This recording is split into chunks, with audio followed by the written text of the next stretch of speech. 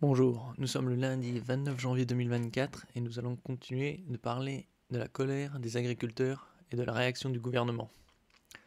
Colère des agriculteurs, véhicules blindés, barrages filtrants, pourquoi le marché de Rungis est-il la nouvelle cible des manifestants? Des véhicules blindés de la gendarmerie postés à l'entrée du marché de Rungis lundi 29 janvier. La gendarmerie et la branche armée militaire, rien que ça pour des manifestants pacifistes. La coordination rurale du Lot-et-Garonne a menacé samedi 27 janvier de monter à Paris pour bloquer le marché d'intérêt national de Rungis. Le plus grand marché agricole du monde au sud de la capitale constitue en effet tout un symbole. Alors, le plus grand marché agricole du monde, je suis pas sûr. D'Europe oui, mais...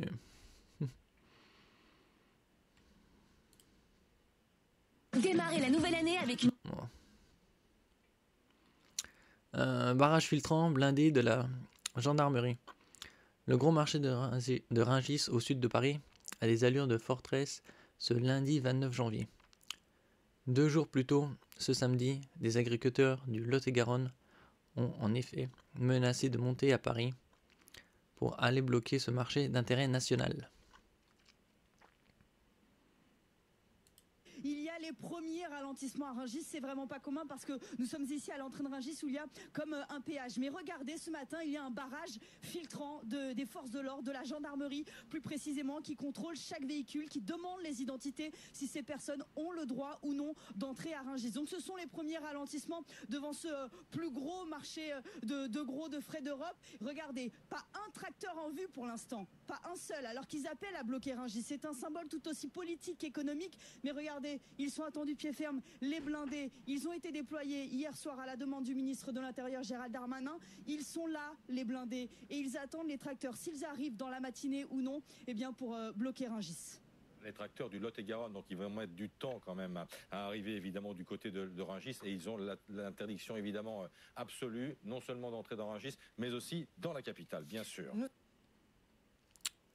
La réponse du ministre de l'Intérieur Gérald Darmanin.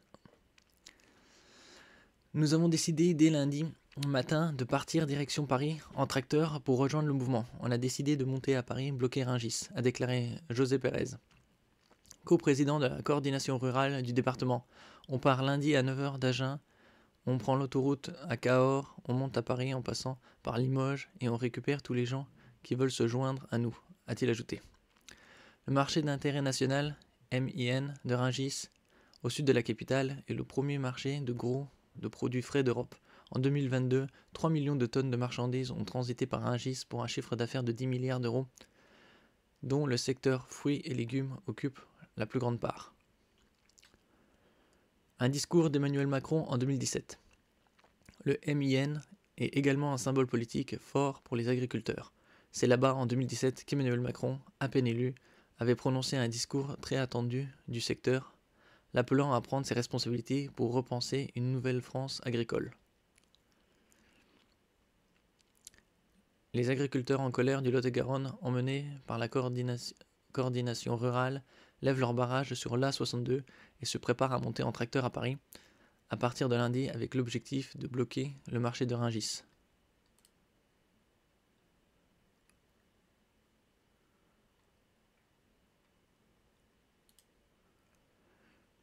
Alors que les agriculteurs promettent un siège de la capitale, ce lundi, le ministre de l'Agriculture, Marc Fesneau, a estimé qu'un blocage de Rungis serait contre-productif. Le siège, ils sont en mode Moyen-Âge, faut pas exagérer non plus, quoi. Pour Marc Fesneau, le blocage de Rungis va pénaliser les agriculteurs. Alors, bien sûr, c'est pour les décourager. C'est le lieu où viennent converger la plupart des produits français. Vous savez qui ils vont pénaliser? Ils vont pénaliser les agriculteurs parce que la vérité, quand vous bloquez Rungis, vous bloquez la capacité d'écoulement des produits, a-t-il estimé. Alors, il n'a qu'à dire que vous devriez arrêter de manifester et repartir au boulot, là. Vous perdez de l'argent. Hein, bon. Colère des agriculteurs en direct des blocages près de Paris, un convoi vers Rungis. L'essentiel. Les agriculteurs entament le siège de Paris. Et tous les médias reprennent cette formule entre guillemets de siège de Paris. Ce lundi 29 janvier, 8 blocages sont prévus à partir de 14 h sur les 8 principales autoroutes conduisant à la capitale, ont prévenu les FNSEA et les jeunes agriculteurs du Grand Bassin parisien. Les blocages autour de Paris sont organisés pour une durée indéterminée jusqu'à ce que les mesures prises par le gouvernement soient jugées satisfaisantes, ont indiqué les agriculteurs. Des nouvelles mesures sont attendues dans 48 heures, a assuré le ministre de l'Agriculture sur France 2. Oui, des mesures, c'est des paroles. Hein. On veut des actes concrets. Hein. C'est ce qu'ils attendent, des actes concrets. Et rapides. Un convoi d'agriculteurs soutenu par le syndicat Coordination Rurale est parti d'Agen pour rejoindre et bloquer Rungis. La FNSEA, Auvergne-Rhône-Alpes, organise de son côté le blocage de Lyon dès lundi 14 h. D'autres points de blocage sont attendus partout en France. 15 000 policiers et gendarmes sont mobilisés pour prévenir les débordements dans les blocages d'agriculteurs. Le ministre de l'Intérieur a annoncé un dispositif défensif, mais précisé des lignes rouges à ne pas franchir. Les agriculteurs menacent personne, hein. Ils veulent juste être entendus. Des dégradations ou des violences, les blocages à l'intérieur des grandes villes ou dans les aéroports et les marchés internationaux tels que Rungis. Retrouvez les principaux points de blocage et de mobilisation des agriculteurs sur notre carte. Ici, on peut voir fermeture de la 1, ici, au nord de Paris, ainsi que la 16, et les différents blocages des agriculteurs sur toute la France.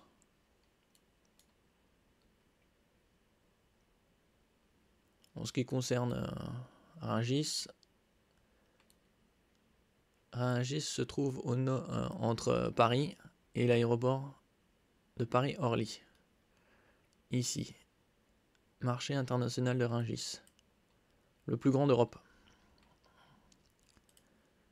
Ici, on peut voir sur la carte satellite l'importance des lieux.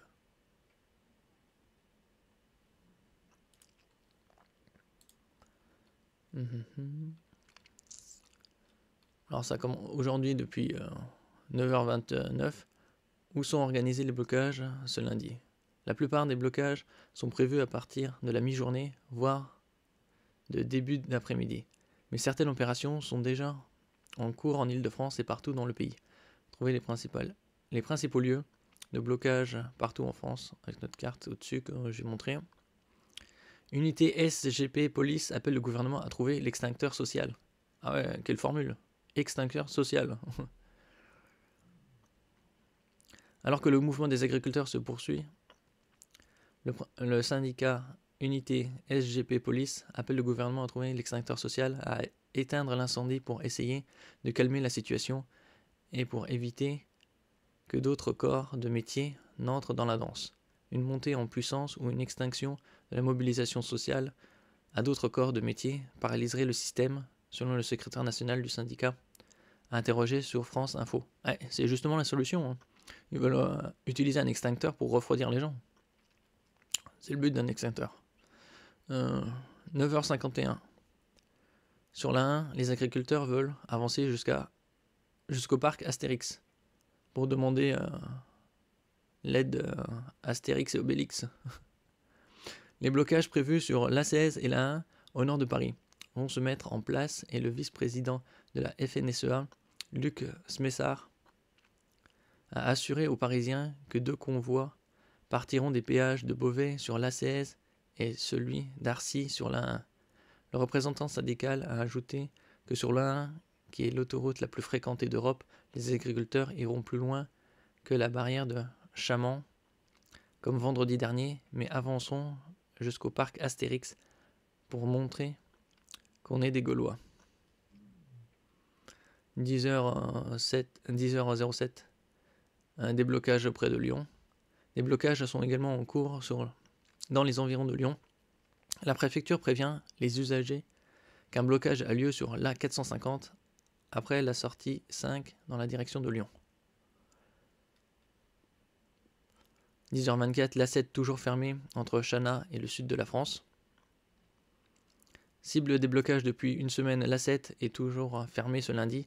L'autoroute est inutilisable entre les départements de l'Isère et du Vaucluse. Elle est fermée entre Chana et Orange en direction de Marseille et entre Chana et Avignon en direction de Lyon. 10h37, Marine Tondelier, EELV, Europe Écologie Les Verts. Ça fait des décennies qu'agriculteurs et écologistes combattent ensemble. Pointés du doigt et décrits par le Premier ministre comme détracteurs des agriculteurs, les écologistes refusent cette étiquette.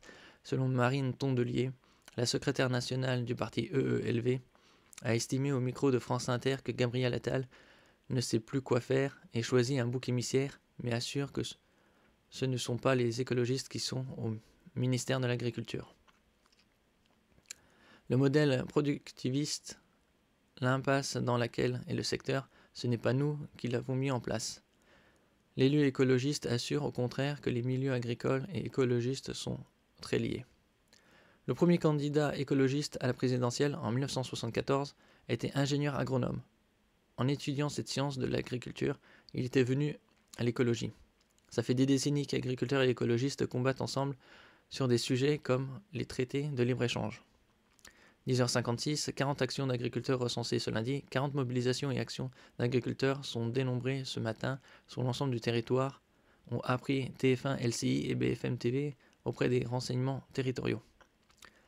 11h13, Jérôme Bail, je n'ai jamais dit de lever tous les barrages de France.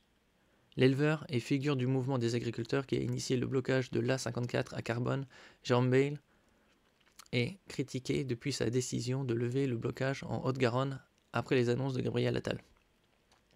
L'homme justifie sa décision et rappelle avoir levé le blocage après avoir obtenu les 3 revendications qu'il souhaitait, assurant avoir tenu parole sur BFM TV.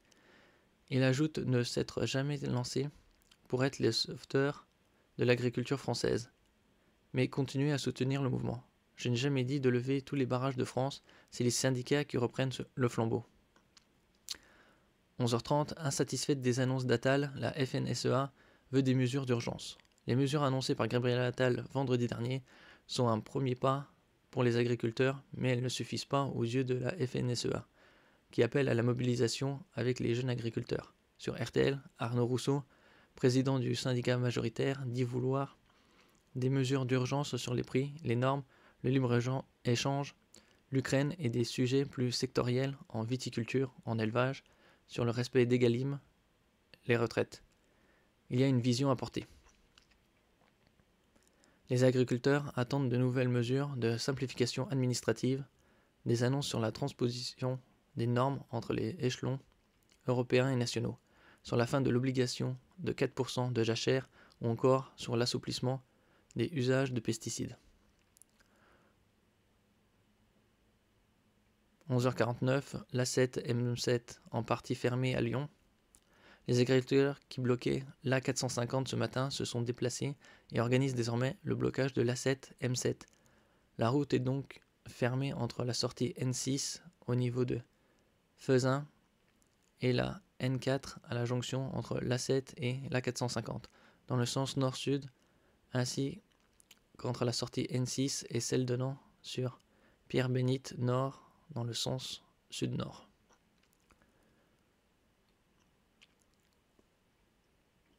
Des assouplissements sur l'usage des pesticides, il faut justement les réduire, ces pesticides.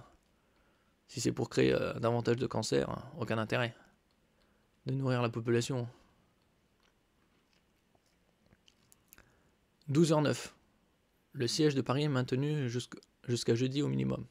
Le siège de Paris par les agriculteurs est fait pour durer. Stéphane Sanchez, le directeur de la FNSEA, Grand Bassin Parisien, a d'ailleurs précisé son objectif auprès du Parisien. Maintenir les mobilisations jusqu'au jeudi 1er février. À cette date, un Conseil européen extraordinaire qui doit se tenir à Bruxelles. Durant le rendez-vous, Emmanuel Macron devrait évoquer des sujets liés au mouvement social des agriculteurs, croit savoir Politico. Pour tenir dans la durée, les syndicats franciliens ont prévu des rotations pour tenir les barrages le plus longtemps possible. 12h22, Marc Fesneau réaffirme la volonté d'aller vite sur les réponses attendues par les agriculteurs. Il ne faut pas confondre vitesse et précipitation. Il faut des mesures concrètes et appliquées, et non des simples paroles. Au fur et à mesure, il y aura des annonces dans les journées et heures qui viennent sur un certain nombre de sujets, a déclaré le ministre de l'Agriculture depuis la préfecture du Val-de-Marne, où il a tenu une réunion à propos de la loi Egalim. Marc Fesneau a assuré que le Premier ministre a la volonté d'aller vite sur tout ce qui pourra aller vite, de procéder à des évolutions législatives s'il y a besoin, et pour le reste de regarder comment on ajoute les choses d'un point territorial. 12h40, en Essonne, un blocage sur l'A10 et des perturbations sur l'A11. Entre 200 et 250 agriculteurs sont attendus sur le point de blocage de l'A10 à Longvilliers, en Essonne, selon le Parisien. En plus du barrage sur l'A10, il faut s'attendre à des perturbations sur l'A11 aussi, a indiqué Pierre Bott, agriculteur à Saclay et président de la Commission Nouvelle Forme d'Agriculture et administrateur de la FDSEA auprès du journal. 12h56, l'attention de l'État attirée sur la concurrence déloyale.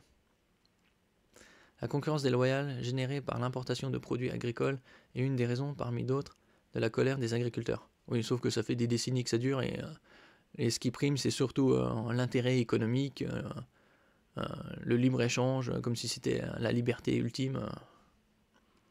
Des contraintes pour nous et pour les autres, non. Jérôme Bale, éleveur et figure du mouvement qui a levé le blocage de l'A64 à Carbone, attire l'attention du gouvernement sur ce point au micro de BFM TV et juge qu'il faut absolument lutter contre la concurrence déloyale. On importe du maïs et du soja OGM alors que c'était interdit ici. C'est de la concurrence déloyale. C'est surtout stupide. Lanstil indiquant par ailleurs que sur les produits bio étrangers, certaines matières actives interdites en France sont utilisées. Ouais, c'est totalement insensé. C'est comme l'utilisation du glyphosate. Oui, c'est interdit. Les industriels nous sortent. Oui, mais on a des stocks. Les politiciens leur rétorquent. Bon, si vous avez des stocks, videz-les et une fois que vous les aurez vidés, ce sera interdit. Il est plus qu'évident qu'il faut se débarrasser des politiciens totalement dégénérés. Il n'y a pas d'autre mot pour les qualifier. 13h18. Quelles sont les lignes rouges fixées par Gérald Darmanin aux agriculteurs?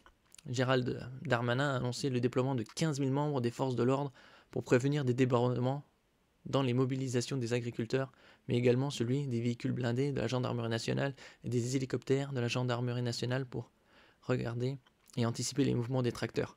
Rien que ça, 15 000 forces de l'ordre et des blindés contre des agriculteurs, des paysans.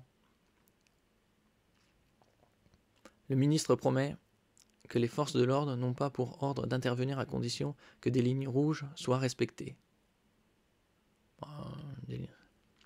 Les tracteurs ne doivent pas entrer dans les grandes villes, et notamment Paris. Ils ne doivent pas bloquer les aéroports, qu'il s'agisse des aéroports parisiens Roissy et Orly ou des aéroports provinciaux, ni d'autres points névralgiques comme le marché de Rungis, d'où la présence de véhicules blindés à l'entrée du marché du sud de Paris. Ce matin, aucune action allant à l'encontre de ces lignes rouges n'a eu lieu.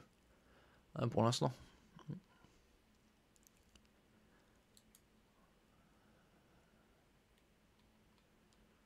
Encore une fois ici, la carte de France et des points ainsi que des points de blocage.